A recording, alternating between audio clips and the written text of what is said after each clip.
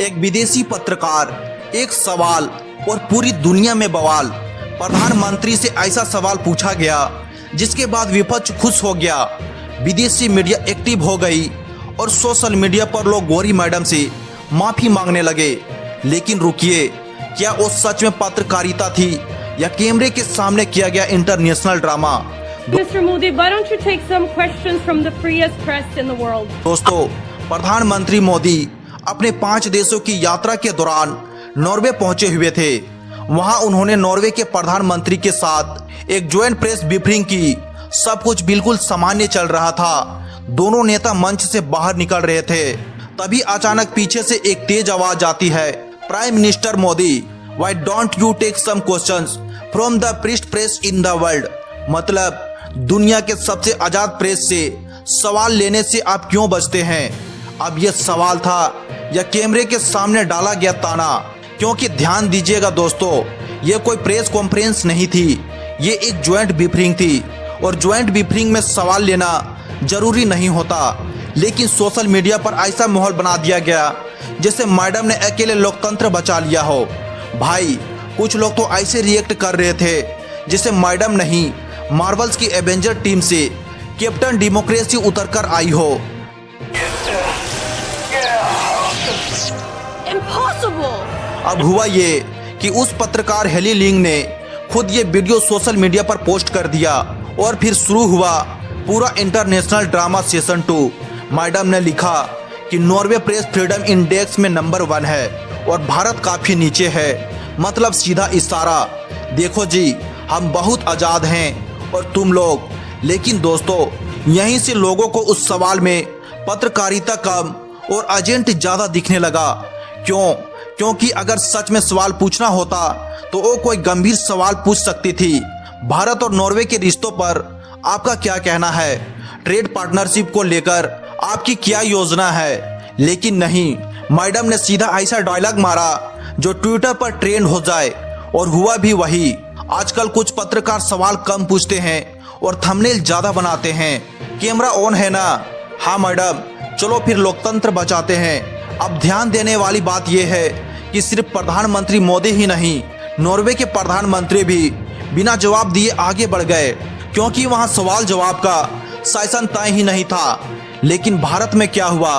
विपक्ष को नया मुद्दा मिल गया। राहुल गांधी समेत कई नेताओं ने वीडियो शेयर करके कहना शुरू कर दिया कि प्रधानमंत्री कठिन सवालों से भागते हैं। अब राजनीति में आरोप प्रत्यारोप तो चलता ही रहता है, लेकिन असली ट्विस्ट उसके बाद आया। विदेश मंत्रालय की एक दूसरी ब्रीफिंग में उसी पत्रकार ने भारत में ह्यूमन राइट्स और मीडिया फ्रीडम को लेकर सवाल पूछे, और इस बार भारत की तरफ से जवाब दिया विदेश मंत्रालय के अधिकारी सीबी जॉर्ज ने। और भाई साहब, उन्होंने ऐसा जवाब दिया कि इंटरनेट पर लोग बोले, मैडम रॉन्ग प्रेस कॉन्फ्रेंस में आ गई। उन्होंने कहा, भारत दुनिया का सबसे बड़ा लोकतंत्र है, यहाँ सैकड़ों चैनल है, हजारों अखबार है, हर दिन सरकार की आलोचना होती है, और सच भी है दोस्तों। Should we trust you? Can you promise that you will try to stop the human rights violations that goes on in your country? And also, will the Prime Minister start taking critical questions from the Indian press at some point in the future? Breaking news coming every day in the evening. At least 200 TV channels in Delhi, in English language, in Hindi language, on multiple languages.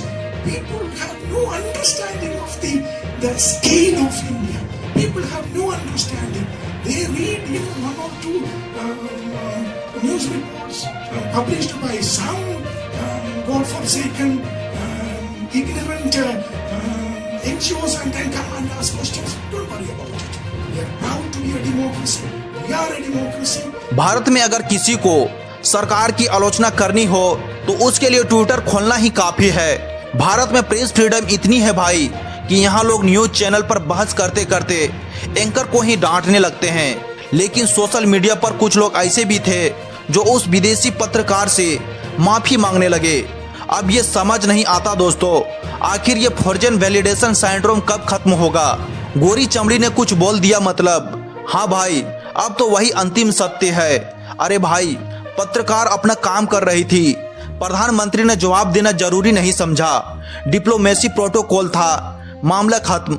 लेकिन नहीं, social media के कुछ लोग ऐसे react कर रहे थे जैसे संयुक्त राष्ट्र ने भारत की नागरिकता रद्द कर दी हो।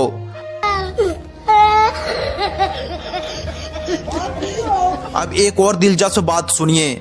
जब नॉर्वे के प्रधानमंत्री से पूछा गया कि आपके देश की मीडिया भारत पर सवाल उठा रही है, तो उन्होंने खुद भारत की तारीफ की। मतलब जिस देश में घटना हुई उस देश के प्रधानमंत्री को तो कोई दिक्कत नहीं थी, लेकिन हमारे यहाँ ट्विटर यूनिवर्सिटी के प्रोफेसर लोग रात भर जागकर थ्रेड लिख रहे थे। देखिए दोस्तों, किसी भी नेता की आलोचना करना गलत नहीं है। लोकतंत्र में सवाल पूछना जरूरी है, लेकिन सवाल और तंज में फर्क होता है। अगर पत्रकारिता का मकसद सच जानना हो तो सवाल निकलता है, लेकिन अगर मकसद वायरल होना हो तो फिर डायलॉग निकलता है। और एक बात और, पश्चिमी मीडिया अक्सर भारत की कमियों को बहुत बड़ा बनाकर दिखाती है, लेकिन भारत की उपलब्धियों पर उतनी चर्चा नहीं करती। हम चांद पर पहुंच गए, डिजिटल पेमेंट में दुनिया को पीछे छोड़ दिया, दुनिया की सबसे बड़ी लोकतांत्रिक व्यवस्था है, लेकिन बाहर के कई लोगों का दिमाग में आज ही भारत की इमेज वही सांप सपेरा वाला देश। और दुखी की बात यह है कि कुछ भारतीय लोग भी उसी नैरेटिव को आगे बढ़ाने में लगे रहते हैं। भाई, कुछ लोग विदेशी मीडिया को ऐसे फॉलो करते हैं जैसे वो न्यूज चैनल नहीं, सीधे भगवान का वेरीफाइड अकाउंट हो। अब इस पूरे मामले में आपकी क्या राय है? क्या वो सच में एक जरूरी सवाल था या फिर कैमरे के सामने किया गया एक इंटरनेशनल स्टंट?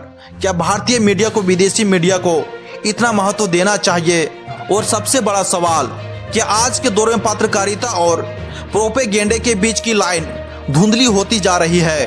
कमेंट करके जरूर बताइएगा। वीडियो पसंद आए हो तो लाइक करें, अपने दोस्तों के साथ शेयर करें और चैनल को सब्सक्राइब जरूर करें। मिलते हैं अगली वीडियो में, तब तक के लिए धन्यवाद।